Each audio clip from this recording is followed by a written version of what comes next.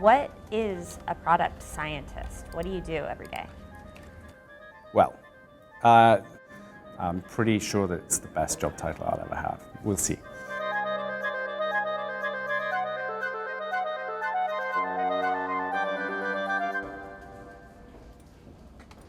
In lots of startups with high user numbers, you see data teams or data scientists who work with a set of data. And on the other hand, you see product teams who help to imagine and think what a product will become. And very often, there's not a good connection between the two, which is crazy. We now have the capacity to store and analyze tremendous amounts of data.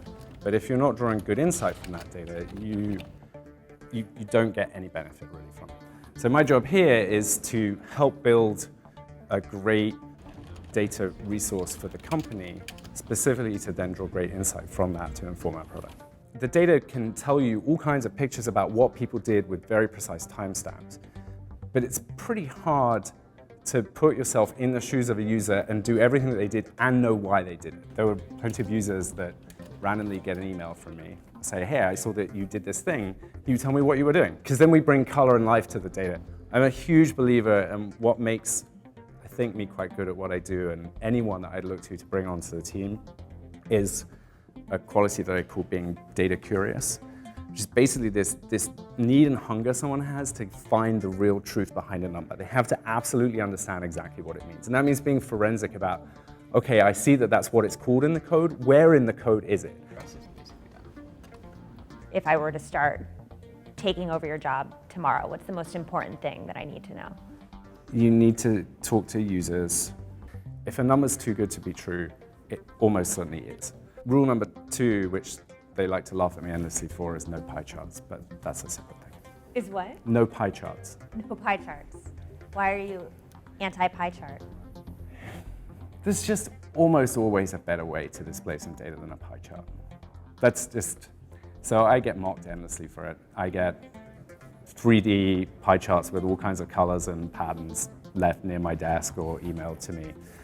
But I think the point is mostly made that in general, there is always a better way to display data than a pie chart. Who do you work with? Is it just you who's doing this? You know, how do you kind of collaborate with people?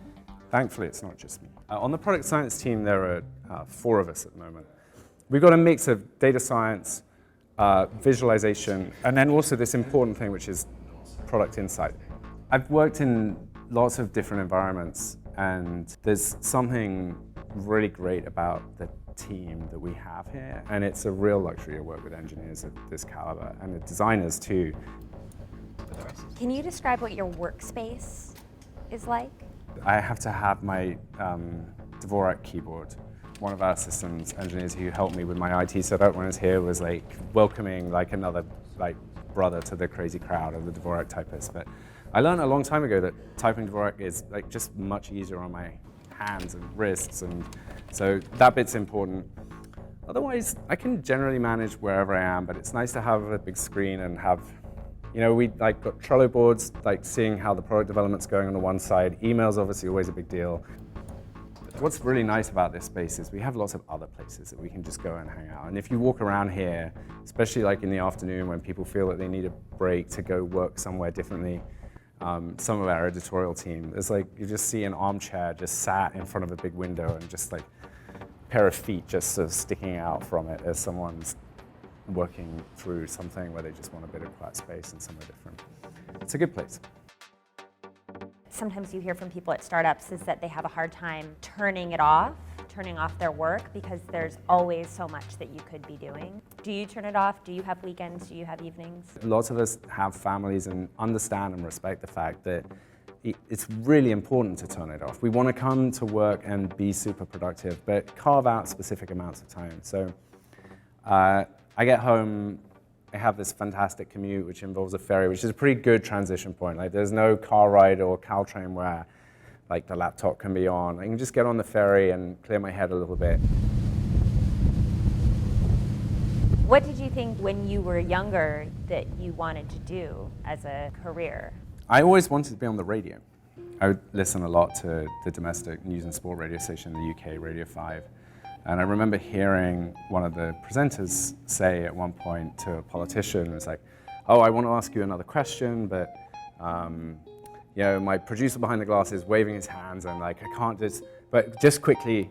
And I always remember thinking back to that, and like up late one night listening to it and thinking that most people want to be the presenter. I wanted to be the person behind the glass waving. And the crazy thing was that a couple of years later I was.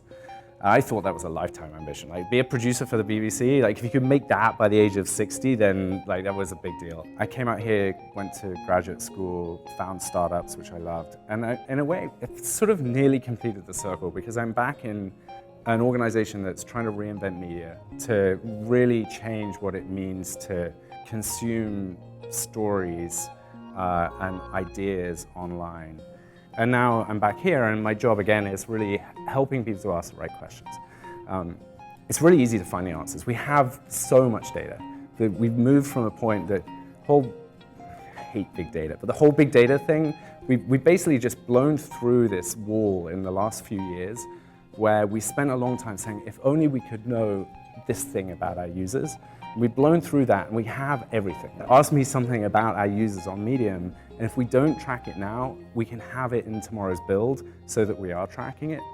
The question is just, what are you going to do with that data now? Like, what questions are you going to ask so that you can get something useful, and so you can build a better product with it? And that's really all I do most of the time.